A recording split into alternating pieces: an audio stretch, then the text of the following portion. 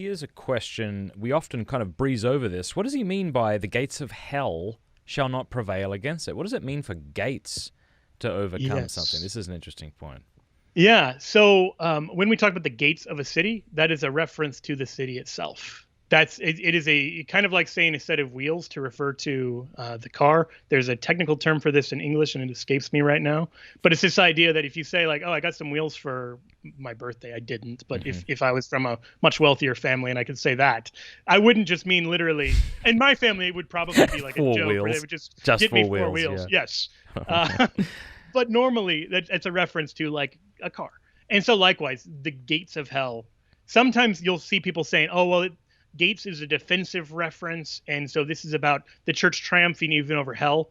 It's a beautiful interpretation, but I don't think that's a very faithful interpretation to the way the gates of kind of expressions are used, where Okay. you'll hear throughout the Old Testament gates of the city as a reference to the city. Oh, that's really fascinating because I had heard that interpretation as well. And you're right, it is beautiful. And sometimes the beautiful interpretation is the one you want to go with. But what you're saying is the gates is referring to a city. So it's hell itself will not prevail against it. Yeah. Yeah. And notice that if the church falls into apostasy, the gates of hell win, because it is like in a real sense the power of death here. That the gates of hell isn't just meaning like satanic, it's also just meaning like Sheol. It's Hades here is what's used. All right. Uh, And I know yeah, you devote a whole chapter to this next couple of sentences here. So I know you can, people will have to go buy the book, but let's try and touch upon it. Again, this is a strange thing for modern ears. I will give you the keys of the kingdom of heaven. Not sure what that means, someone says. Whatever you bind on earth will be bound in heaven. Whatever you loose will be loosed. What? Like, what does that even mean? How do we yeah. understand this? So let's unpack both parts, and here we're gonna go fully Jesus and the Jewish roots of the papacy. Right? In Isaiah 22, you have the giving of the keys to the house of David to Eliakim, and it is creating him as the highest kind of administrative authority within the kingdom. And there's a whole fascinating dimension to this, because if you read in the chapter, it talks about I may have did I say Ezekiel or Isaiah? It's Isaiah 22. I may have Okay. said Ezekiel. So in Isaiah 22, he talks about fastening him like a peg in a sure place, and him becoming a throne of honor to his father's house. This is all wrapped up in the giving of the keys to Eliakim. But also wrapped up in that is this idea that I'll clothe him with your robe and bind him your girdle upon him and commit your authority to his hand. He'll be a father to the inhabitants of Jerusalem and to the house of Judah. In other words, you have this fascinating interweaving of royal authority and priestly authority being promised to Eliakim. And so in 2 Kings 18, when the Assyrian king comes and demands to speak to the king of Israel, it's Eliakim who goes out. He's not actually the king, but he's rather the representative of the king, if you will, the vicar of the king. That's what vicar means. He's the representative of the king and is able to act on his behalf. And so in 2 Kings 18:18, you see Eliakim going out and kind of fulfilling that function. So when Jesus is giving the keys of the kingdom to Peter, which no matter how you interpret upon this rock, you can't deny that he says, I will give you, in the singular, the keys of the kingdom of heaven. This is not something he gives to the entire church. This is not something you see it given anywhere else to anyone else.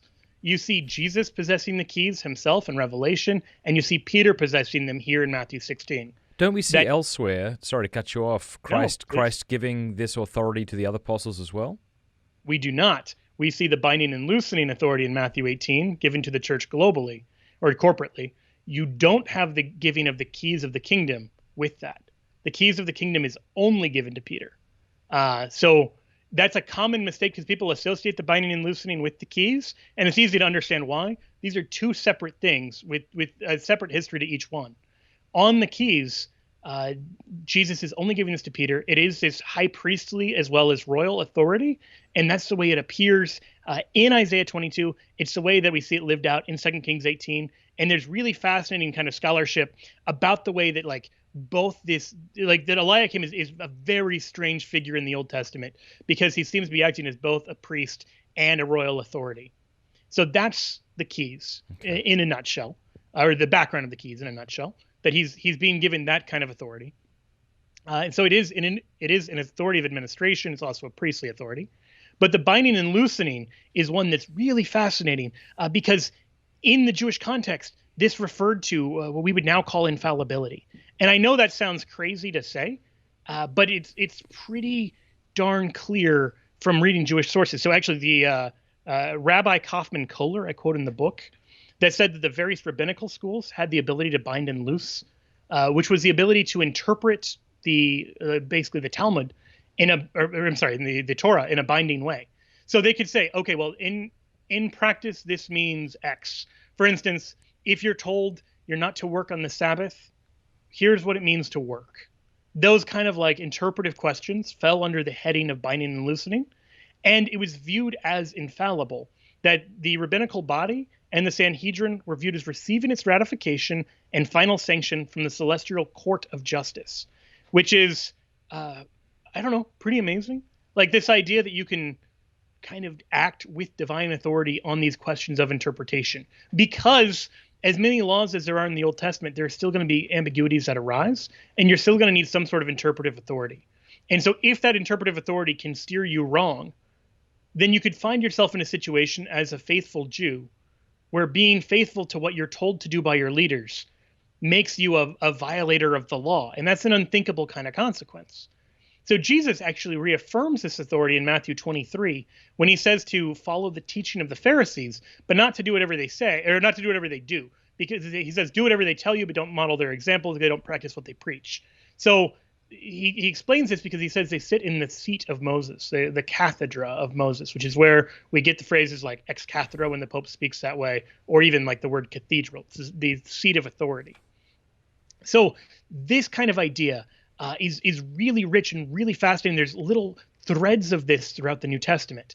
For instance, in John 11, when the Sanhedrin gathers to discuss the death of Jesus, Caiaphas stands up and he says, you do not understand that it is expedient for you that one man should die for the people, and that the whole nation should not perish. Now you might think this is horrible blasphemy. He's talking about killing Jesus. But John says of this that Caiaphas did not speak of his own accord, but being high priest that year, he prophesied that Jesus should die for the nation, not for the nation only, but to gather into one the children of God who are scattered abroad. In other words, John takes it almost for granted that as high priest, the Holy Spirit is guiding him and is helping him in a prophetic kind of way.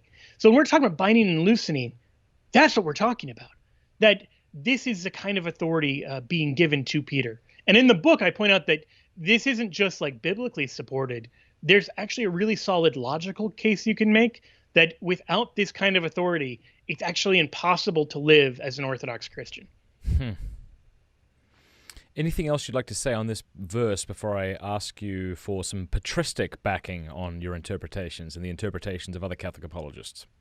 Yeah, well, I'll say just a couple things on the verse. Number one, this kind of catch-22 I alluded to, Jesus calls for us to, like in John 17, Jesus prays that his disciples will be one as he and the Father are one. And he prays not only for the apostles themselves, but for those in the future who will come to believe in him through his testimony. This is the only time we see Jesus explicitly praying for us. And his prayer is that we'll be united, that we'll be one. So this idea that a lot of Protestants have, that you choose truth or unity, but you can't have both because other people are wrong. So you either have to be in a group over here with all the other people who are right, or you have to give up truth so that everyone can be united. Those are two non-acceptable answers because Jesus says that we're to be united. And so to not be united is actually to disobey. It's to go against this final prayer that he has for us. On the other hand, of course, that unity can't be a unity in heresy. That's not a workable solution either. So the options are basically this. Either Jesus creates a situation such that to be united to the visible church is to be united to orthodoxy. This is the basis for both the infallibility of the church and the infallibility of the Pope. Or we find ourselves in a situation where we have to choose to disobey Jesus through schism or choose to disobey Jesus through heresy. And as I mentioned in the very beginning of the episode, a good God doesn't force you to choose one of his commandments against the other. He doesn't force you to choose disobeying him one way or disobeying him the other way, because that would make obedience impossible. It would make orthodoxy and faithfulness to God literally impossible. So that kind of catch-22 is the situation Protestantism finds itself in, choosing to disobey Jesus on orthodoxy or choosing to disobey him on unity. And that's clearly not a workable solution. The only solution to that is some way of being united in the truth. Thank you for watching this clip. You can click here to watch the full episode. And I want to say a big thanks to our sponsors and to our amazing patrons for making all of this possible. Please do us a favor before you go. Click that subscribe button and then the bell. And that way YouTube will be forced to let you know every time we put out a new episode.